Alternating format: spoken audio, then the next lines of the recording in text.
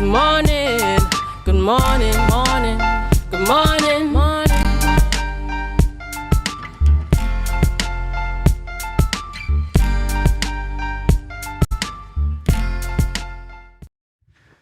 Good morning, viewers. We're just at about 7:22 a.m. and welcome back to the Tobago Updates morning show, coming to you here live from the Port Mall in Scarborough, Tobago. I'm Julien Skeete, and as we continue this morning, we want to pause to shout out, again, continued excellence as we would like to recognize it here, right here in Tobago, and in fact, flying us far and beyond, flying that Tobago and Trinidad and Tobago flag high. Shout outs this morning going out to none other than the lady herself, Anisha Samala Trim. We want to say shout outs going out to you, and this is courtesy the social media post on Scarborough Secondary School alumni's page. Today, the Scarborough Secondary School alumni joins together in a series of congratulatory applause, as we are indeed proud to present Miss Anisha Samala Trim. Her journey started as a customer service agent at the counter, then as a flight attendant.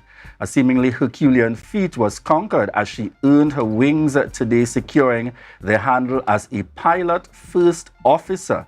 Indeed, growing where you are planted. So we too here at Tobago Updates want to join in sending our congratulations out. Indeed, an excellent achievement, and continuing to give that clear signal.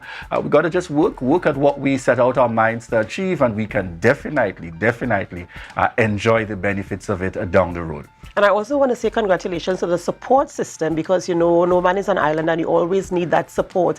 And I want to congratulate that support system for standing in there. And because I know there would have been challenges, I know there would have been times when sometimes we feel to give up, sometimes things overwhelm us. So I want to say congratulations to all those who stood by during that period when she tried to attain this, to give her that level of support. And I want to encourage us to continue supporting each other, so that all of us, we all have a shine within us. Let us support each other. Let us congratulate each other when we make it, and let us continue to be that kind of community that we are here in Tobago, because we all have some kind of treasure on the inside of us, and all we need is a little support and a little push. So I want to say congratulations to the community who stood by her, and of course, not to take her shine away, congratulations so much to you, young lady, for doing that which you put your mind to in spite of the challenges, and for really taking, what we say, the bull by the horn, and just really pressing in there to achieve your goals. Congratulations to all. Congratulations. Tobago is so very proud. And at this point, we're preparing, and I think we should have him online with us this morning, President of the NPTA, Mr. Walter Stewart, joining us this morning as we speak to the NPTA on violence in schools. Good morning to you, Mr. Walter Stewart. Adanna and Julien, good morning. Yes, good morning to you indeed, and welcome. Well, as we start the conversation this morning, it's Monday morning, and certainly one of the areas that continues to have us a bit uneasy, a bit uncomfortable, and some major concerns is what appears to be that rising violence within our schools. So we want to start from that perspective, the clear position of the NPTA. Thank you very much. And again, good morning to you and your viewership.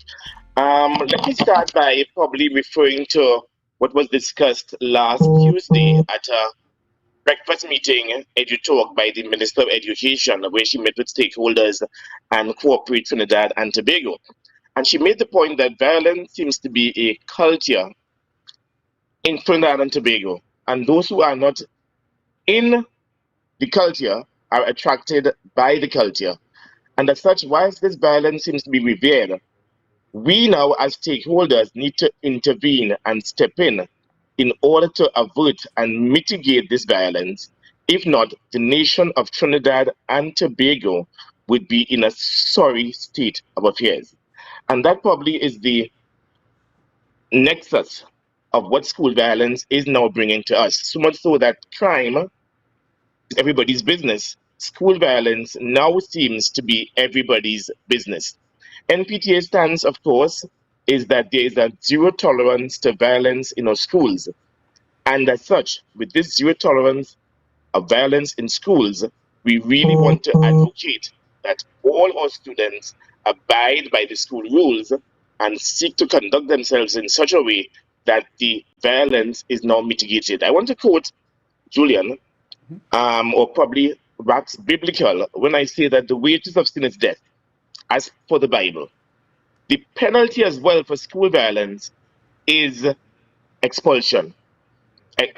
As well. We can use that as a corollary when we are considering violence in our schools. So that one of the factors that we want our parents to inculcate in the minds of our children is that there are consequences for indiscipline, there are consequences for school violence, and there are consequences when you go awry to the school rules and regulations. So, give me you just touched on a key point there, and I want to get from you, as the NPTA, National Parent Teachers Association, what is your take in terms of holding parents directly accountable? And I mean to say, we've had these discussions last week, looking at a number of professionals also in the mix. And by that, I simply mean when your child is involved in school violence within the school environment, we are not only prepared to deal with your child in the environment and to deal with you, but if needs be, we're prepared to send the police to your house to remind you that you have a responsibility as well in the community. What are your thoughts on that? A very serious approach and putting said parents in the spotlight so that for those who are not necessarily taking on the responsibility as they should, and allowing sometimes the child to go astray, without a shadow of a doubt, just as when you do good, the parents is in the news and they are highlighted and they're in the spotlight and everybody's congratulating them for the support. When you do bad, we're pulling you up as well, so as to ensure you recognize you have to be part of the solution. What are the thoughts of the NPTA on that? Well, you would have heard about the Michigan incident, and of course, where the father is now facing criminal offense as a result of his son's handling of a gun. Just in our backyard here in Antigua, we also have legislation being taken to Parliament where they want to hold parents accountable as well. While we have not discussed this at the NPTA level, let me share probably my personal view on the issue. Parents are considered the first teachers or the first school for our children. And as such, again, let me wax biblical. Train up a child in the way he should go, and when he is old, he would not depart from it. I think that parents should be held fully responsible for the indiscipline of their children when and if the investigations can prove that the child is guilty of an offense. And as a matter of fact, some schools have thought that even that school violence should be considered a criminal offense. When and if these students have gone afoul of what is the required norm, we should hold the parents as well fully accountable for the indiscipline, for the school violence that their children, their charges have been involved in. Mr. Stewart, when you started, you mentioned that there is a culture. The violence in school is a culture, and that some people are attracted to the culture. And we're talking about the repercussions for violence in school being expulsion. Some people might see this expulsion as a badge of honor in this culture. What is the NPTA's position on this in terms of how do we intercede and intercept? We're talking about, of course, holding the parents accountable, teaching the children about good behavior and all these types of things. But the person who is attracted to the culture, who wants this badge of honor, who wants to be expelled so they can go on the block and talk about it, yeah, they expel me from school because I'm a bad boy, I'm a bad girl. What are we putting in place to prevent this from happening, or to meet this person and to turn them from this type of behavior to be integrated into the school system in the way that is acceptable by the NPTA and the Ministry of Education and the parents and the students and all the stakeholders who are involved? That intervention should commence at the primary school level.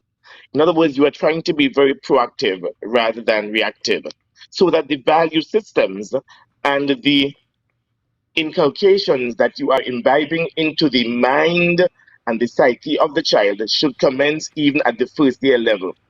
If we inform our students as to the consequences or to deviate from or to not get involved in and school violence or indiscipline, even from the primary school level, there might be some improvement in the outlook of the child from that early age. So we are saying let there be early interventions. Early interventions as well could also include, because we know that there's a student support service in the Ministry of Education, of course, and by extension, the Division of Education, Research, and Technology. There might be sometimes, Adanna and Julian, looking at the intervention of a psychologist, because granted, some of our students, some of our children are facing trauma, and sometimes such trauma cannot be effectively handled and dealt with by the student support system that we have in place. So there might be time now to consider at the ministry level, at the Division of Education level, the intervention and the involvement of a psychologist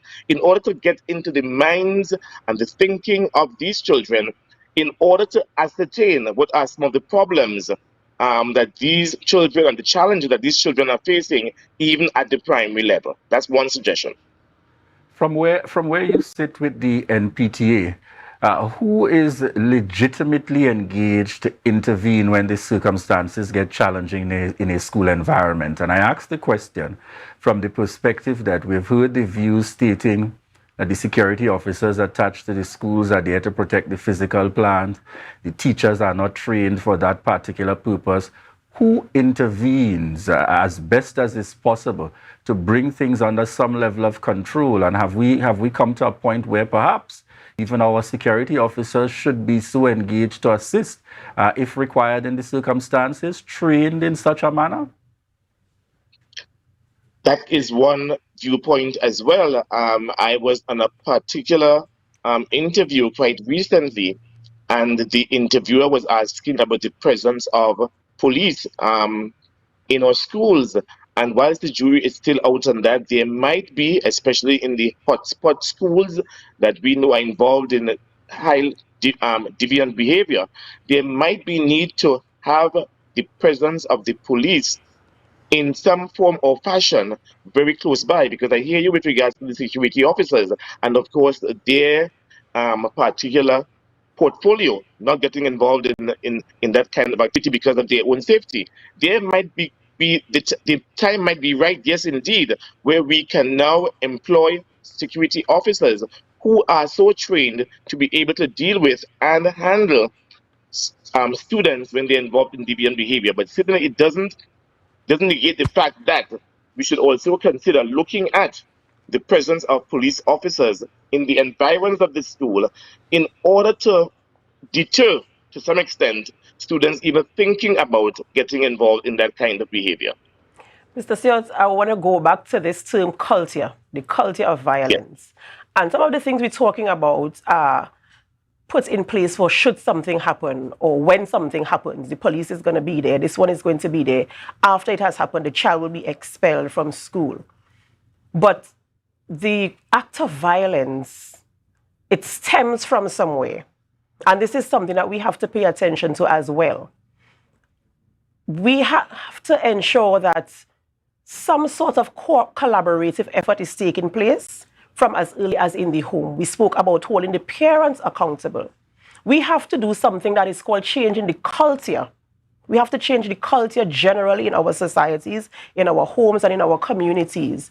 So is the NPTA having any conversations with corporate societies, with community organizations, with any type of organizations that could intervene, go into homes, provide programs and initiatives that could intercept? Because some of these children are living in challenged situations. They're living in environments that is not amenable to what we would call good standards for schooling or, social integration.